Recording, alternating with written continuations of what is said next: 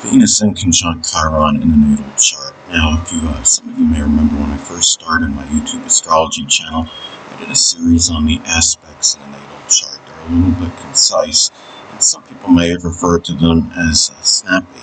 So what I decided to do was make another series on them in which the videos would be a little bit longer and more descriptive. So anyway, first thing up is if you have Venus in conjunct Chiron in your natal chart, well, an adjustment, which is the inconjunct, may be needed between doing things you love and enjoy, which is Venus, and helping and healing others, which is Chiron.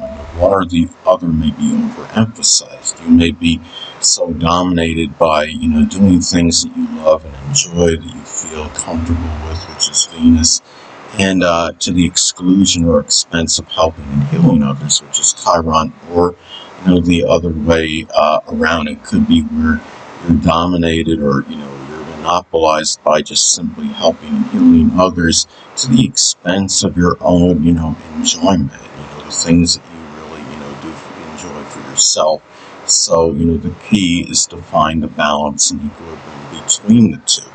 Now, the thing is, let's say if Chiron is in Aquarius as an example, helping and healing others, well, that may be done by simply exuding a lot of friendliness, or helping others that may feel that they were ostracized by society. It could be through humanitarian, altruistic endeavors, or through astrology, or computers, or helping others dealing with could be electronic equipment that is not functioning. Could even be something like that. But the thing is, another thing about this aspect in the natal chart is that there may either be too much emphasis on one's relationships, which includes important friends, romantic partners, and even the marriage partner's significant other. And again, that's Venus. And it could be not enough on the healers, people that maybe have helped you heal, in certain ways, which is Chiron, or it could be the other way around. You may either be, so dominated by your relationships that they monopolize your time, and you don't devote or dedicate enough time to those healers, again, which is Chiron, or it could be where those healers are dominating your time to the point where, you're not really putting in or devoting enough time to your relationships. Now, if Chiron, say, is in Pisces, those healers may be ones that are very compassionate, altruistic, sacrificing, forgiving. It may be people, that heal others through spirituality or some relaxation technique, or it could be through, again, the metaphysical, which includes astrology, spirituality, as some examples. And the thing, too, is another thing about Venus in conjunct Chiron in a natal chart. It could also manifest in terms of the too much or too little enjoyment, which is Venus, in helping and healing others, again, which is Chiron. Chiron, say, is in Capricorn as an example.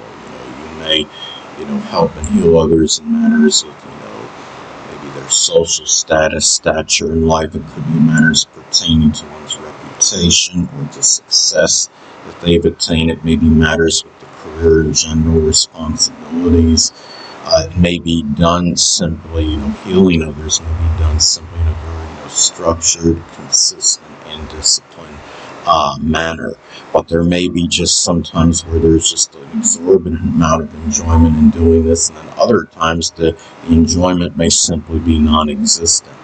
Now, another thing is that, looking at, this aspect, is that relationships, again, which is Venus, may either be extremely involved, in terms of your, physical and emotional suffering, which is Chiron, or they may simply be apathetic regarding this. Now, it could be where they're very impactful in terms of helping you deal, with some kind of physical and emotional suffering, again, which is Chiron, or they may not be involved. There may be very protracted periods where these people are just not involved at all in this. And the thing is, if you have, let's say, the Chiron is in Scorpio in your natal chart. There may be, suffering due to, matters of support or something psychological, issue in some cases, or it may be through sex, through intimate connections. It may be dealing with the death, or just simply trying to put a figurative death to something. And also to those same people, the people that you have the relationships with, which can include important, significant friendships, the significant other, marriage partner, and romantic connections. Those same people may, also be either exceptionally helpful in terms of you dealing with your deepest wound, which is Chiron, or they may just be flat out oblivious to this. So, when you have inconjuncts in astrology, it's a lot of vacillation and distortion of energy. And, the thing is, if you have, let's say, Chiron is in Aries as an example. I have my Chiron in Aries in my natal chart. Chiron in Aries can be about, the deepest wound may simply be tied in, to difficulty, finding one's identity and how they fit in, with others in this world. I have it also in the 12th house of isolation and seclusion and secret sorrows as well to top that off. And, another example of Chiron is in Taurus.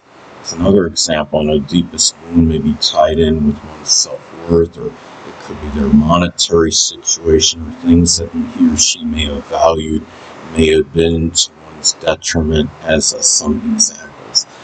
And another thing, too, about this aspect is that there may either be, much suffering, which is Chiron, dealing with issues, if you have any associated with the neck, the throat, or thyroid, kidneys, or lower back, which is Venus, or there may be periods where there's very little pain and anguish connected with that. It could be something where you have a lot of vacillation and a lot of back and forth with this. And let's say if Venus is in Aquarius as an example, those issues, may be very sporadic, erratic, intermittent. They may go kind of like back and forth, or they may simply be like nerve related.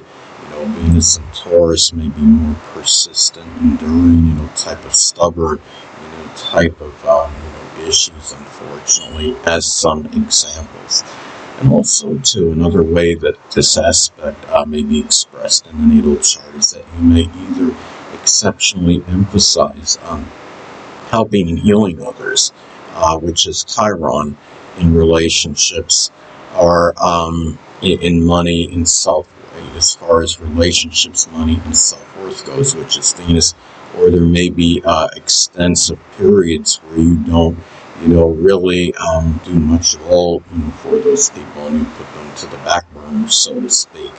So, the thing is, if you have, say, Chiron and Aries, when you do help those people, it may be done in a very, quick, spontaneous kind of manner, or more aggressive, type of manner. As an example, Chiron and Capricorn may be done with more planning and premeditation, as another example. Now, going to, let's say, if you have, Chiron retrograde in your natal chart, suffering that you may endure may be more internalized, suppressed, and there may be more of an emphasis on self-healing in contrast to Chiron being direct in a natal chart.